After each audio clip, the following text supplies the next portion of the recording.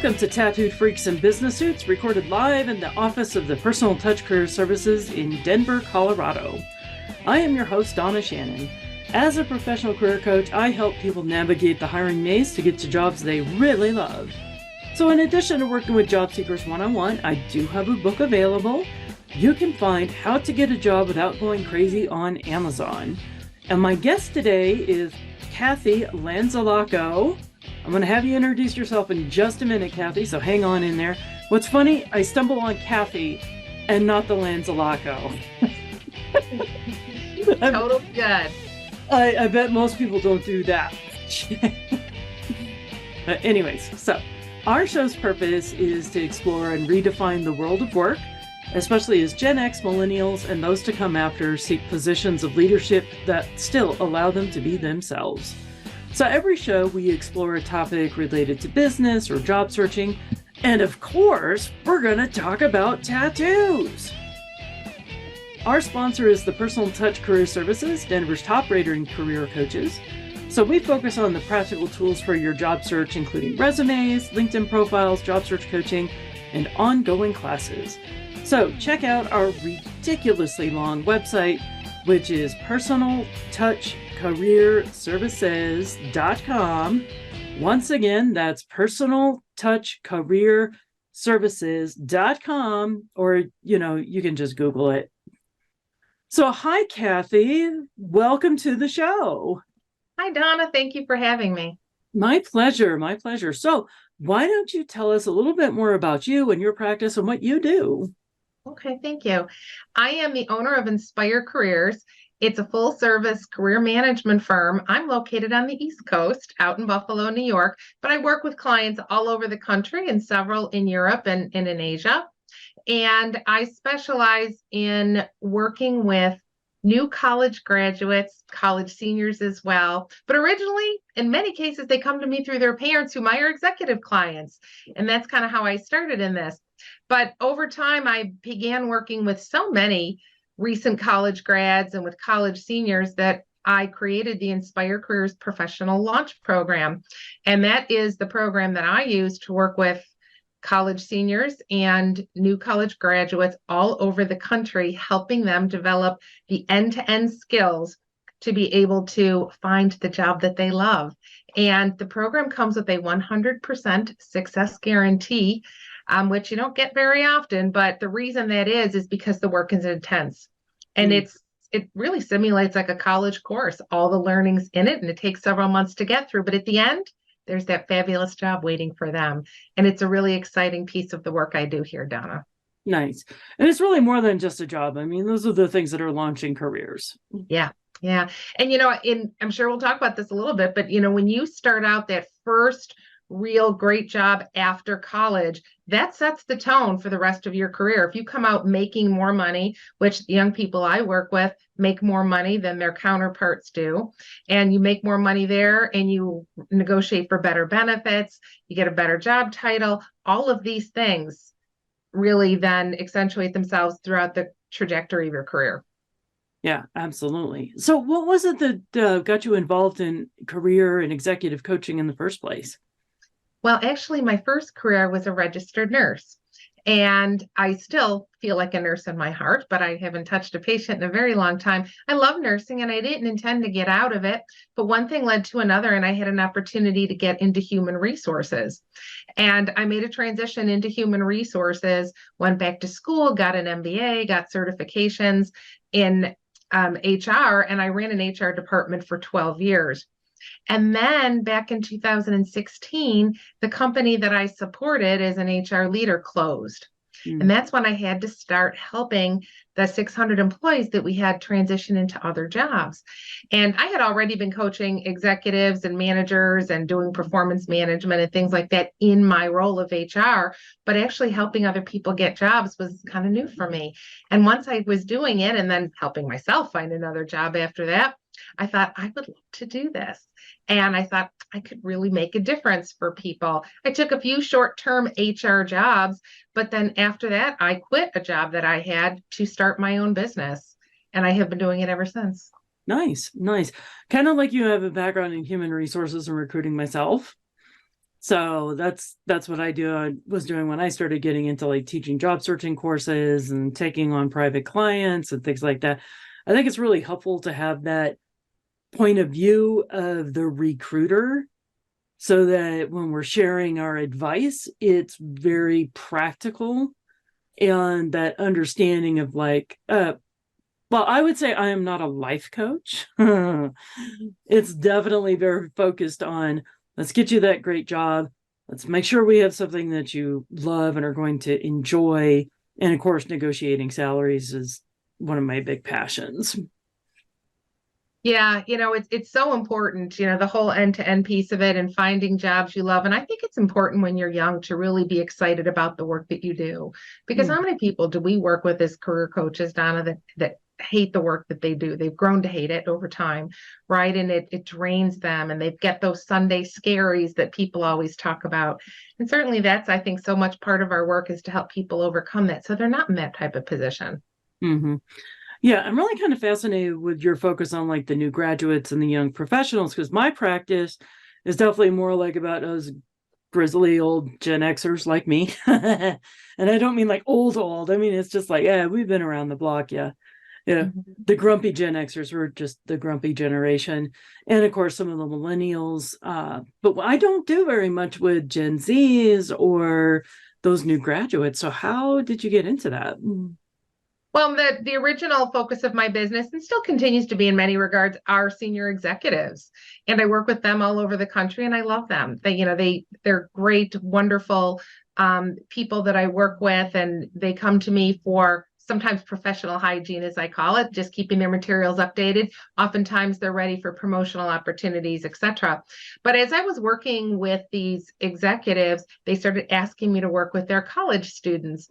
And what would happen is I would put a resume together for them, or they would come to me a couple months after graduation, didn't have a job lined up. I'd put their resume together, help them with LinkedIn, and then I'd find out a few months later they might be having some interviews, but they really didn't know what to do. They were just constantly applying on LinkedIn or Indeed. That's really where they were applying, not LinkedIn.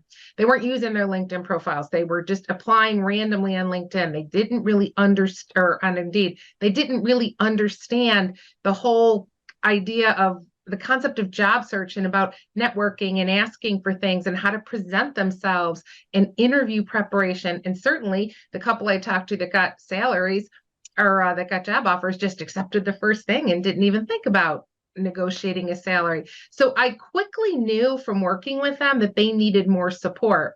And while the career centers in colleges do a great job, I do believe that there's an added advantage to working with a career coach that is outside of the organization, that has more resources, the up-to-date training. I bring these young people a whole other perspective than they're able to get at the career centers, and certainly that one-on-one attention that you can't always get at school. So it's a great place to start, but the work that I do with them is much more intense. And so once I started working with them, and at first it was a package, I was like, well, I'll throw in some interview prep and I'll do a few things. But then that quickly progressed to, I recognized they didn't even know the basics of why they were choosing these jobs. And then some of them said, I have a degree, I don't even want to use it. So that's when I took a step back and created an entire program, everything from going through the assessment process with them, DISC assessment, strength finders, sometimes a strong interest inventory, using the ONET profiles, whatever that might be, performing job clarity, helping them really understand from a career perspective what they really want to do, whether it's related to their degree or not. And then helping them understand why you need a great resume, how to put it together. Same thing with LinkedIn. And is there a role for cover letters still? What does LinkedIn really, what should it be doing for you? It's not just one of these placeholder things you have to have. How can you really use it, but use it to your advantage and have some fun doing it without feeling like it's a complete burden? Because I know that feels like that some days to me. I get that.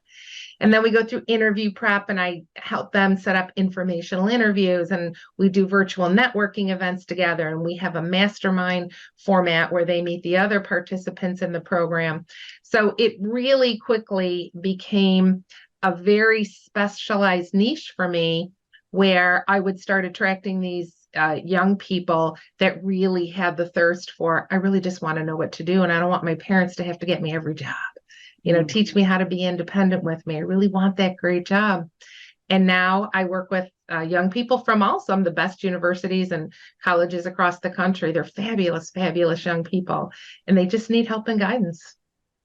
Yeah. So I actually heard you speak at the National Resume Writers Association, the NRWA, which is where I met you. Yeah. And this is going to sound weird, but I have to address it because one of the reasons why I don't like working with Gen Xers, and same kind of thing, we've had like the parents usually buy the package for them. And I have problems with accountability with some of these young professionals. Like, we'll make appointments and they might blow it off, or they don't get their homework to me to even write their resumes, or they're not engaging with my staff because we have a staff of 6 writers and coaches in addition to myself. And you actually build in accountability that's not just, hey, show up. It's like, show up at 8 a.m. or else, and there's real consequences. Yeah, but it's done in a format where it's supportive, and the accountability is meant to help them mimic that, or really reflect what's going to be expected of them in the workplace. Oh, yeah. So what you're speaking about is I ran into that same problem when I first started working. And listen, I mean, it happens at all levels, but when I first started working with these Gen Zers, they were having problems in terms of following the directions I gave them. I thought I was explaining it to them, and then they didn't show up to meetings, or I got things that really were not as complete as I had asked. So in addition to looking at myself and making sure that I was communicating appropriately, I actually built an accountability agreement into our work together. So there is no question. And I'll tell you what, they respond extremely well to that. And we always talk about this in terms of, I think we all want enough freedom so we can be ourselves and we have some wiggle room, but structure is important. And I provide that structure to them. And because I have 2 Gen Zers myself and a millennial, so I have 3 adult children, I get who they are. I care for them. I am kind, but I am also their accountability coach. And I did have to build into the program that if you do not show up to our appointments, in addition to the cost for the program, which is a pretty heavy lift because of the guaranteed results, that there is an additional financial penalty for not doing that. Because I'll tell you, if you don't show up to work, if you don't show up for an important client meeting, you will get penalized by your employer. So It's not just about Cathy being difficult to work with. It's about really helping them build in those skills and recognizing at this level that there will be consequences if they're not able to do it. And again, there's still flexibility. We do things together, but you mentioned the 8 o'clock thing. I like to meet with my young people early in the morning. Let's get up. Let's get it going. Tell the universe you're up and ready for work. Let's get moving. Mm-hmm. And sometimes it's a little more difficult for them. I understand that different schedule that young people like to keep. But if you're going for a job that is going to require you to work in the day hours, you need to be up early, and you need to be applying for jobs during the day when the recruiters and hiring managers are looking at applications. Yeah. And I think it's very true that there is kind of like a gap of expectations coming from college, even like a demanding college, like an Ivy League school or something like that. And then moving into the work world, especially because you are helping them target companies that are generally Fortune 500 organizations where there's a lot of professional expectations. Yeah. And that's what this program is about. It's about learning how to be independent with a job search, with a career campaign is really what it is. Learning how fundamental some of these things are, learning the skills, learning the tools. And it really is the whole end-to-end process. And like so many things, Donna, so much of the change takes place in their heads, right? And emotionally, about seeing the value in themselves and being able to communicate that to others. And it's about confidence building and then giving them the room to test that out in a safe space. And, I know every single young person I've ever worked with, their parents are fantastic. Very supportive of the work that I do with them, supportive of their children. But I'll tell you, when you're the parent working with your child, sometimes there's that parent baggage that comes along with it. And while I'm a parent, I'm not their parent. So we don't have any of that to deal with. But I still get who they are. I understand them and I treat them with respect. And as we set those expectations, the respect for themselves grows, the respect for me grows, and that real connection of trust also, so that they feel like, yeah, I can do this. I'm ready. And they launch into fabulous careers. Yeah. So, what is the number one piece of advice you would have for these Gen Zs who want to get into that solid professional career path? And how is that different for something that you would give to a millennial or a Gen X? Yeah. I think that there's a lot of misconception about Gen Z. Everybody says that, I mean, there's a lot of work to say that they're lazy, but I think the other thing that people say a lot about them is how tech savvy they are because they've grown up with phones, right? So Gen X and millennials, they probably got them a little later in their lifetime. Gen Z feels like, they came out of kindergarten with them. However, what I find is they are not as tech savvy as we all seem to think they are, meaning many of the young people I work with aren't on social media. They might scroll through it, but they're not real big posters. And many of them are very introverted as well. So the one piece of advice I would give them is to put yourself out there and learn how to talk to people. I think that's a lost skill that so many of us have. And oftentimes we talk about the upskilling and we do interview prep and I introduce them to other people so that they can practice their skills. But it's really about saying, well, how can I use, or turn this perception that I'm, technically savvy and everything and everybody thinks I'm great to really, how can we develop those skills for the job that you want? And I just feel like this Gen Z, people often talk about they're lazy and they don't want to work. And I don't find that at all. I just think we've taken for granted a lot with them. We've taken for granted their computer skills or their technical skills, which I just don't see is that leading strength, to be honest. And then I also think we take for granted that they know what to do. And I just don't think they do at all. And that's very much part of the work I do with them. Here's one thing that's funny, because this is like a philosophy or it's not really a philosophy. It's more like a theory that I've developed over the years that a lot of these things that we put on as generational markers also have to do with just life stages.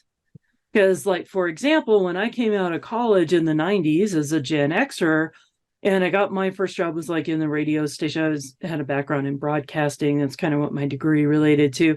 Started off in the business office before I went to the air staff. And the big complaint about all these Gen Xers coming out of college was they were lazy. They weren't committed to their jobs. They were job hoppers. If you don't give them the time off that they want, they'll just quit the job rather than working for you so they can go to the Lollapalooza and all the rest of this. I hear a lot of those same things about Gen Zs today. We even had the whole thing of like Gen X is so tech savvy because we knew how to open Microsoft Office. Yes, you're right. You're right. It's just a different iteration for the generation. And then, it's like then when the millennials started hitting the whole scene, same thing for the millennials. They're lazy. They don't know how to communicate. They have priorities outside of work. They're job hoppers, but also, well, yeah, they're job hoppers because they graduated in the middle of a massive recession.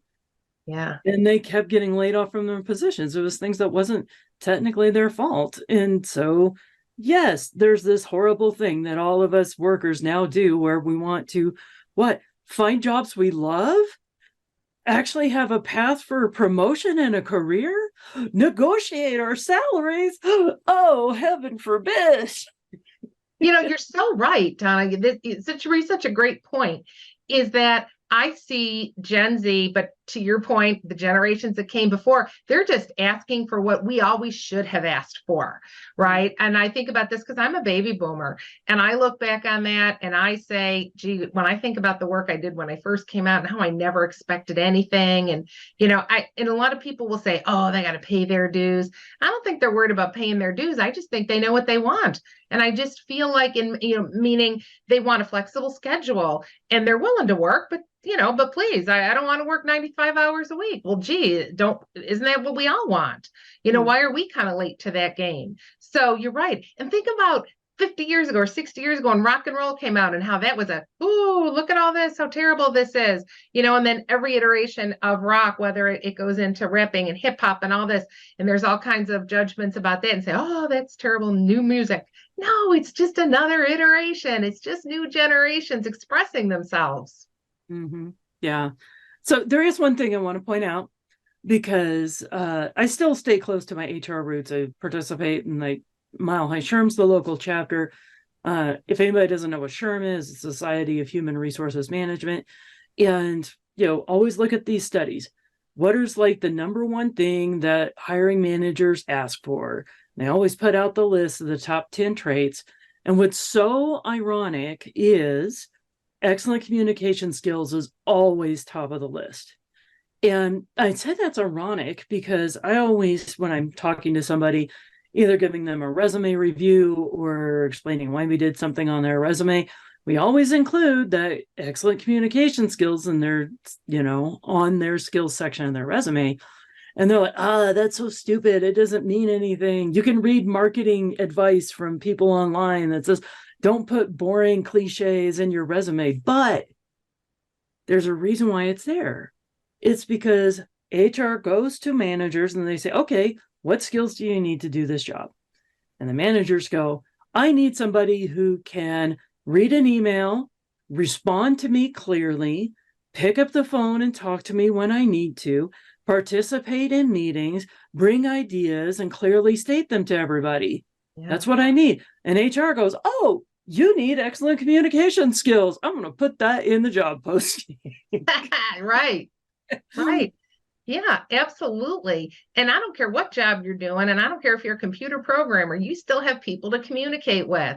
You still have people within the chain of the work that you're doing that you have to talk to. Everybody has a boss.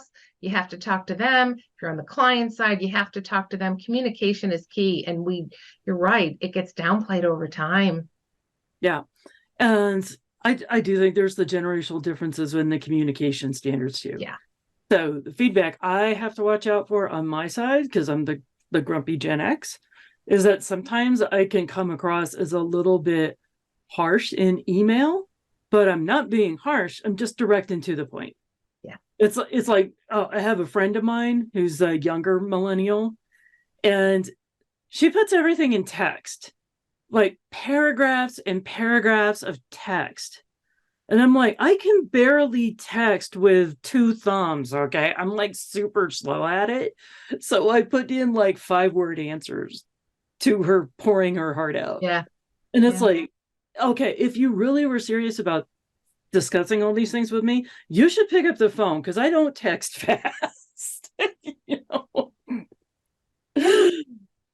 Yeah, I get that completely. When I work with these young people, we do virtual networking events, and they're deliberately structured so that there are different age groups represented, different industries represented, so that they have the ability to talk to people at these different levels. I mean, think about that. They're coming from the classroom where, generally speaking, everyone is their same age. So they have that same perspective. They're all behaving the same way. They're all texting. They're all doing that. But I'll tell you, I've had to teach more than one of them how to use Zoom. And you think because they went through COVID, which, they're still feeling the impact of that, by the way. You mentioned the recession. Well, this generation's dealing with COVID. But, maybe they have one platform that they used, but if they use Microsoft Teams, they don't know how to use anything else, right? So I've had to help introduce that to them.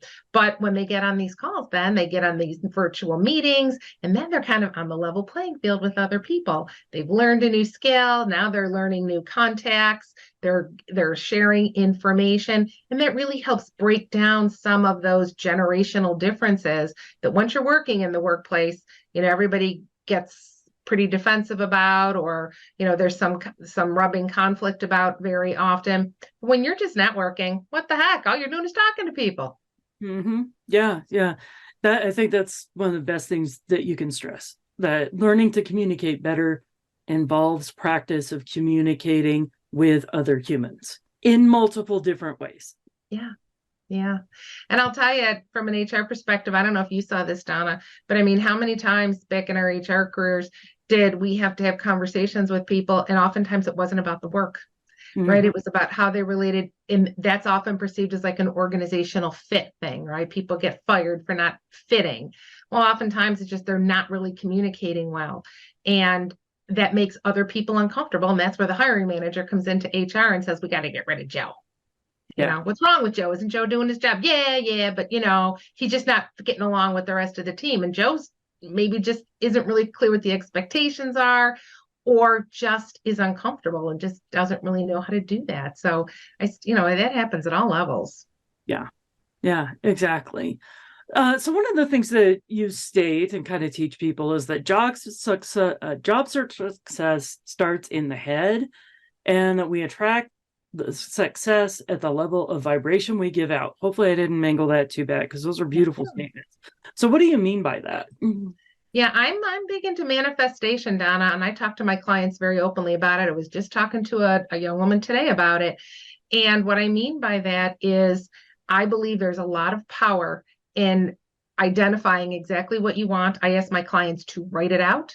Write out your why, write out your dream job, write out these things, because the great minds, everybody back to Einstein to today's Tony Robbins, will tell you that energy flows where attention goes. And the more you focus on what you want, the more likely you are to create that.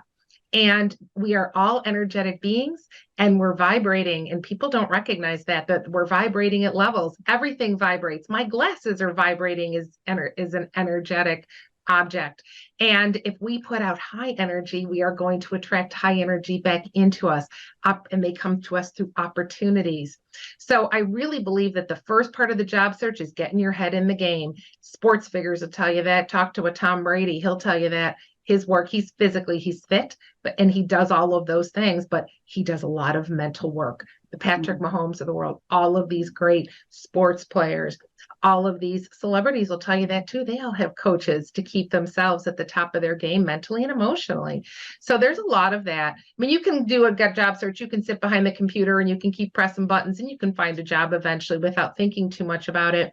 But I'm very strong into, I want you to have the job that you really want. And I want you to know that you can create that. And asking for what you want and putting out that energy makes a huge, huge difference. And once you try it in your personal life and you see it working for you, it's mind blowing. And then you start seeing the power of it, and it works the exact same way with your career. Mm-hmm. Yeah. I'm glad that you mentioned if you're just poking at keys and applying to jobs, you will get something eventually. Yeah. But that it also adds a whole lot of time to the job search doing that way. You know, just like me, it doesn't sound like you endorse the spray and pray method. Right. And I don't, but what that means is where you're just like apply to anything and everything. It's all about volume. Well, let's throw spaghetti at the wall and see what sticks. And there's my career. It's sticky spaghetti. Yeah, and by then they accept anything because they're so tired of the whole job search. They're like, whatever, I'll take it. And then they wonder why they're unhappy in 3 weeks or 3 months. But listen, I think there's a place for applying online. There's no question about it, right? That's what we provide resumes to, for people to apply online. We talk about ATS, we talk about keywords. There's a place for that, but that should not be the main part of your job search. It should be talking to people. It should be following companies. It should absolutely be trying to take some chances and reaching out to companies or people that you haven't talked to before to just present yourself and say, listen, do you need somebody like me in your organization? Can't tell you how many times, things you create opportunities and that didn't exist before. But those are the best way of getting jobs, is networking and talking to people and following companies and learning what they need. There's a place for job boards, but we both know that that's not the best way. Right. Only 20% of people get a job by just blindly applying to positions through HR. But as I tell my coaching clients, we're not going to ignore 20% of the opportunities. We're going to take those as job leads, then work to expand on that. But even then, that's not part of all of the game. So like our coaching program is called the Down and Dirty Job Search. So I teach them a marketing mix for the job search, which pulls in a lot more strategies than that. So anyways, I want to hear about your biggest success story. Well, we have a lot of them, but I will share a recent one. And I hope she gets to hear this. I will ask her to hear it. But her name is Sam, and I share her name publicly because she's on my website. She's on my LinkedIn. She's very vocal and very public about the work that we did together. And Sam is a young woman who graduated with a business degree. And she came to me and said, I'm not exactly sure what I want to do, but I want to make a difference in the lives of animals. I love my dog Whisper, and I want to make a difference in the lives of animals. And she had, she wanted to stay in her hometown. She was willing to travel, but she wanted to stay in the hometown. She wanted to stay in that area, but she knew she wanted to work with animals. And that's kind of where we started. And we worked together for about 3.5 months. And we tapped into her previous recent experience in sales. She used to work at a local retail place, and she did great at sales. She did really, really well. And she goes, you know what? I do like that. I like that very much. But what can I do like that with animals? And so we talked about maybe her working at a nonprofit or helping to do fundraising or different things. But we had a multifaceted approach with her, networking, going to networking events, reaching out to people, applying online, targeting companies.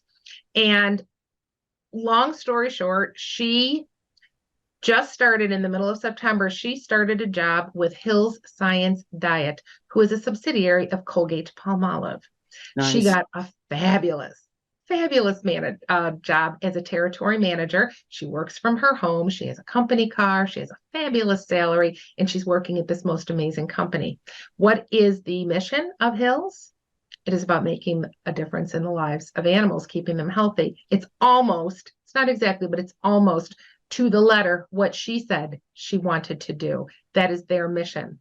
So when we talk about manifesting careers and writing down exactly what you want, the alignment was absolutely perfect for her. And she's 3 weeks into the job now. She's traveling, she's training, she's doing all kinds of stuff. So that, I think, is a huge success story for, we expect a lot out of these kids. We expect kids to go to college at 18 and know exactly what they want to do forever. You and I are proof that isn't always the way it is. Careers aren't always linear. And then when they came out, we expect them to go get a job, right? But it's so much of that career clarity and really targeting what you really want to do. But I'll tell you what sealed the deal for her. I mean, we did a lot of stuff with her to really work the plan. But one of the things she did is she put together a fabulous cover letter. She talked about her dog Whisper, and she talked about that. And we have that all over her LinkedIn profile. We have pictures everywhere with her and Whisper. And we talked about him on a podcast interview that we did together. And one of the things that the people called her on that said how moved they were by her story.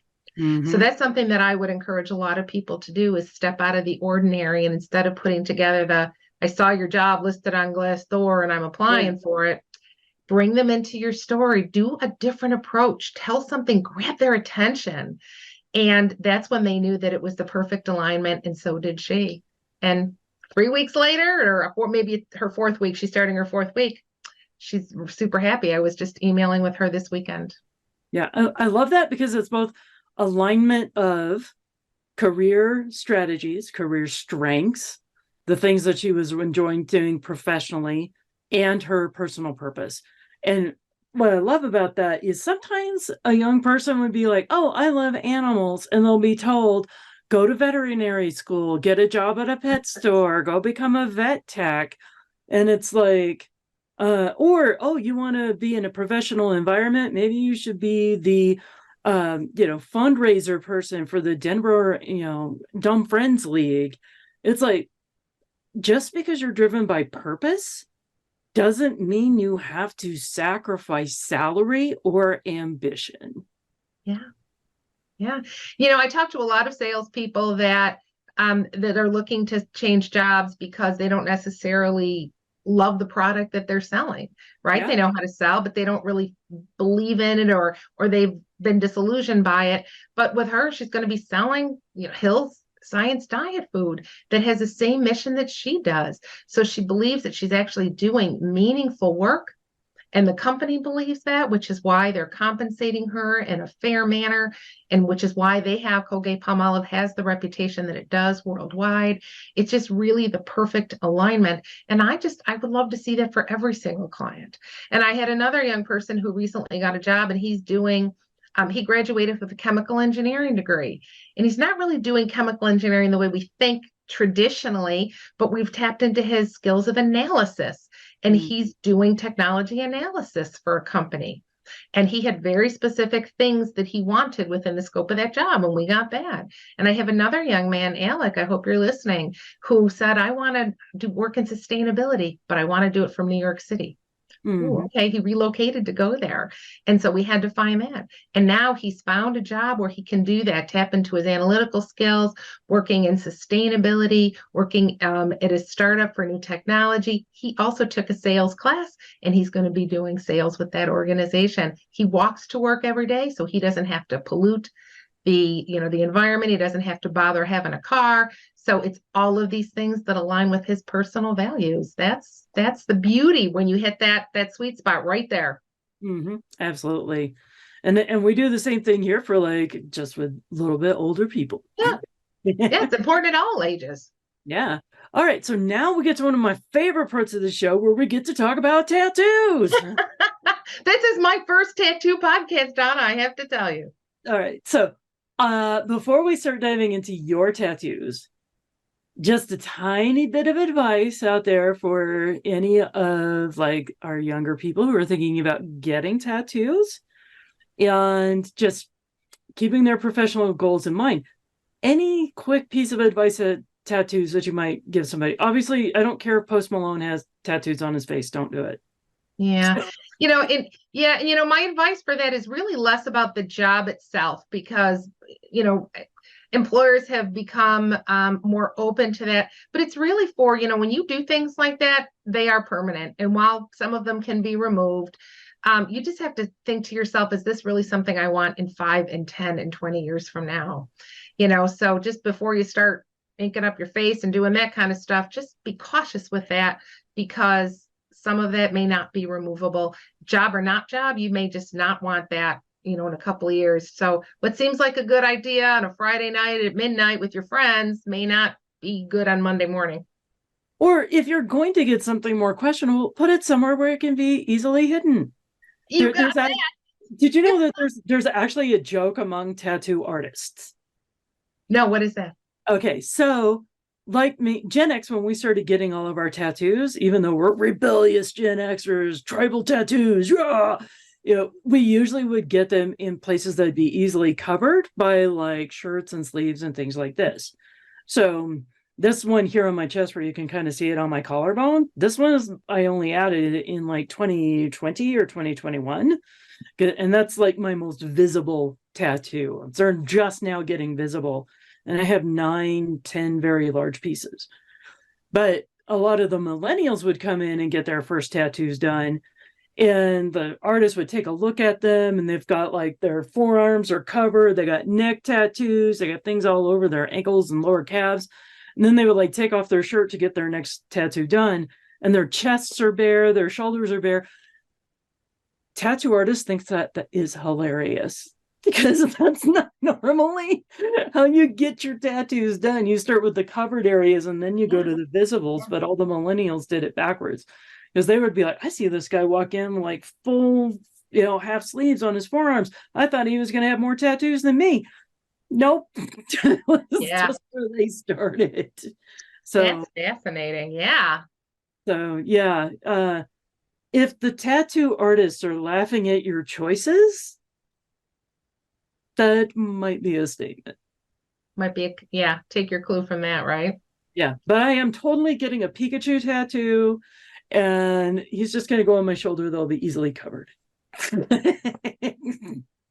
So anyways, you do have tattoos, Cathy. Tell me about them. I do. And we hadn't discussed that before, Donna. So I love that, we're talking about it now. But I have 2. I got one about, 15 years ago on my thigh. It's a pretty little butterfly. Again, it's hidden. When I have shorts on, you still can't see it unless I sit down or pull it up. But that was kind of my first foray into tattoos. I'm not really sure why I did it, other than I was with a friend of mine, and we kind of said we wanted to go do it. And I loved it and I enjoyed it. And then probably 5 years later, I got a pretty large one on my back. I think, and this is not reflective of me, but I have heard people refer to it before as a tramp stamp, like at the bottom of my back. But I didn't do it for any purpose other than I just loved it and I wanted to hide it.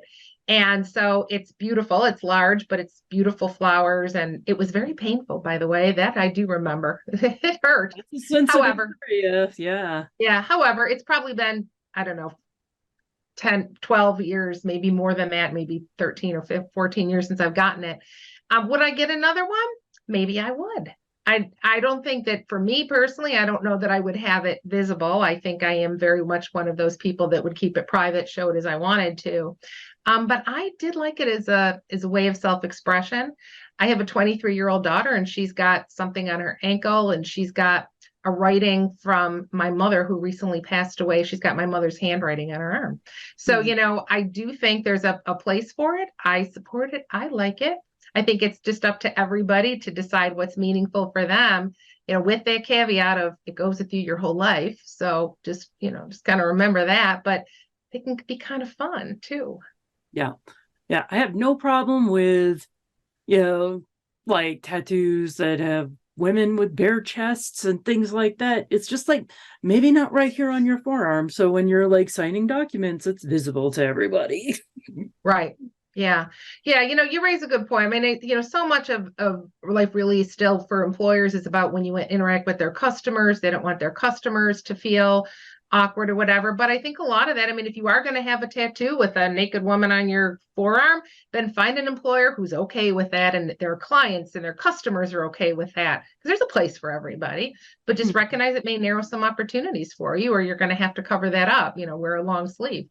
But I do think over time, employers have gotten much more accepting of that.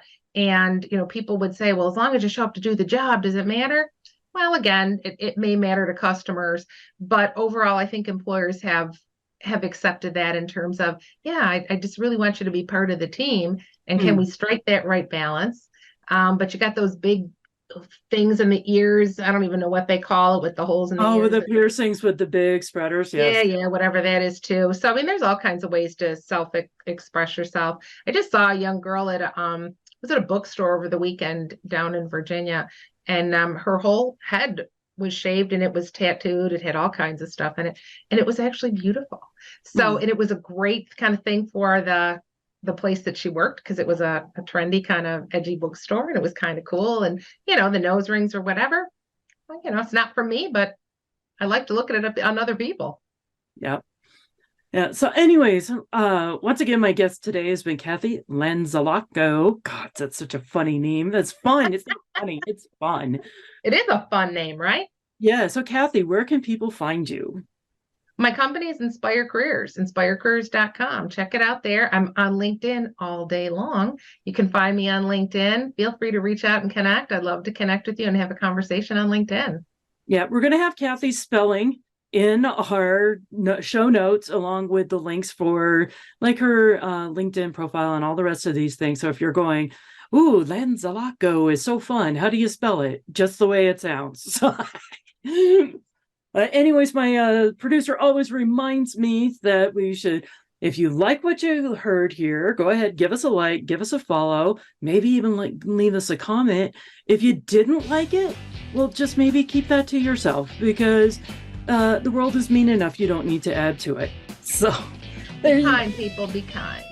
Be kind. All right. So my name is Donna Shannon. You've been listening to Tattooed Freaks and Business Suits. And until next time, have a good one. Thanks, Donna. Thanks for listening to Tattooed Freaks and Business Suits, produced by the Personal Touch Career Services. Our host is Donna Shannon. All music has been ethically sourced and licensed from sounddogs.com and epidemicsound.com. Support the arts. We certainly do. Join us next time as we continue to explore the evolving world of work and leadership in the United States.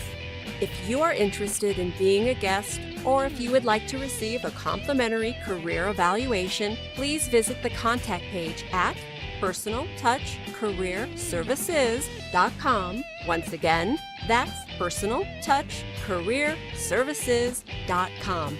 Or you can just Google it.